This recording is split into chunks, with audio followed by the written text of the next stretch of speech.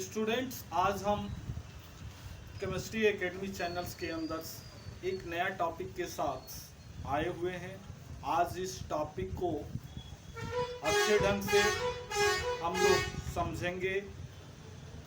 इस चीज़ को समझने से पहले मैं यही आपसे रिक्वेस्ट करूंगा कि इस चैनल को लाइक कीजिए, शेयर कीजिए, सब्सक्राइब कीजिए एंड बेल आइकन को प्रेस करना ना भूलें। तो स्टूडेंट्स, लीजिए हम स्टार्ट करते हैं इस टॉपिक को। जो टॉपिक आपके सामने लेकर आए हैं, जो भी टॉपिक्स हम दे रहे हैं वो सारे एनसीईआरटी के अकॉर्डिंग चलेगा। वह एनसीईआरटी से लिया गया है। एनसीईआरटी पॉइंट है, please C2 on boards acidity of base, यानी अभी आएगी यानी एसिडिटी ऑफ बेस है क्या, इस चीज को हम समझेंगे। The number of the replaceable hydroxyl ions in a base is known as a acidity. That base on the basis of the acidity base can be the monoacidity, diacidity, triacidity and also so for examples। यानी acidity of base यह वह replacements hydroxyl ions numbers होता है जिसको acidity of base कहते हैं, जिसे हम बेस को बेसिडिटी ऑफ एसिडिटी बेस के नाम से जानते हैं। कैन बी द, इसको हम जानते हैं mono diacidity, mono acidity, diacidity, triacidity and also for examples this denoted the acidity of the base। okay, sodium hydroxide, potassium hydroxide, lithium hydroxide, ammonium hydroxide, this example in hydroxide OH singles is denoted monoacidity or acidity is equal to 1।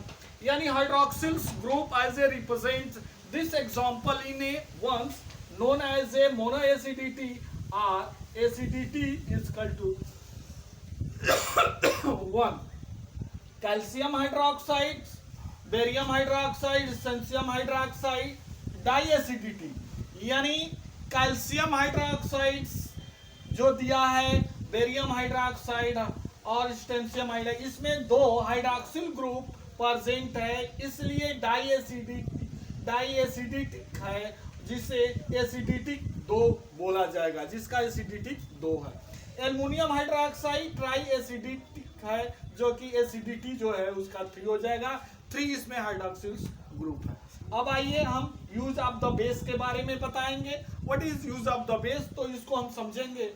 Hydroxyl sodium hydroxides is a use in the manufacture of the shop. Sodium hydroxides base का use हम जो है manufactures, यानी manufactures of shop में किया जाता है। यानी सोडियम हाइड्रोक्साइड का यूज जो है साबुन के निर्माण में किया जाता है।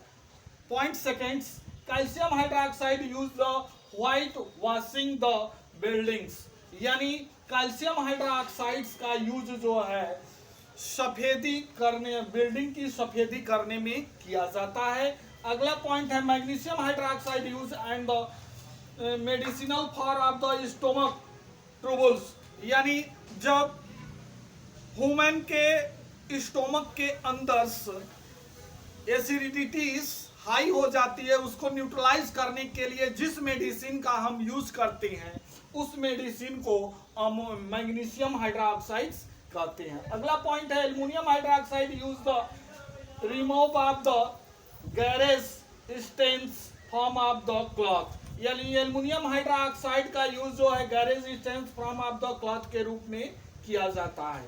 ओके, अगला पॉइंट है कंडक्टेशंस ऑफ द इलेक्ट्रिसिटी, यानी इलेक्ट्रिसिटी का कंडक्टेशंस कैसे होता है इस पर हम समझेंगे।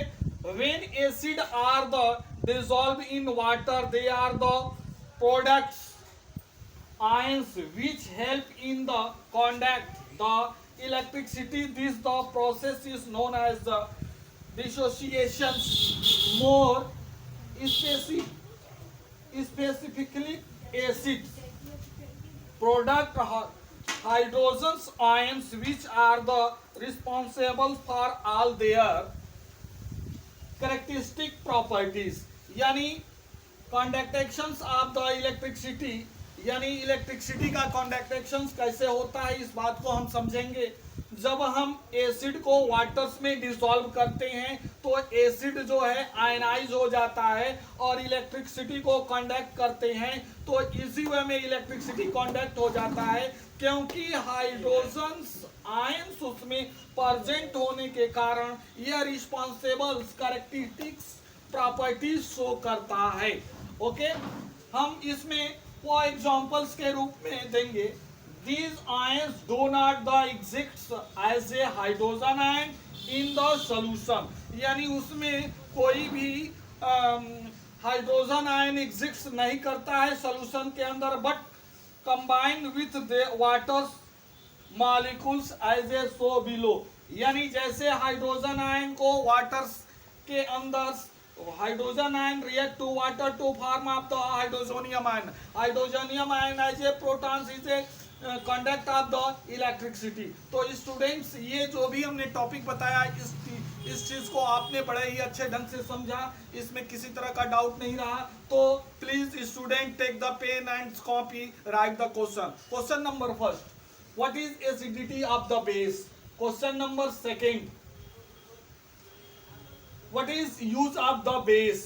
Question number third, what is conductations of electricity with example. Okay, thanks.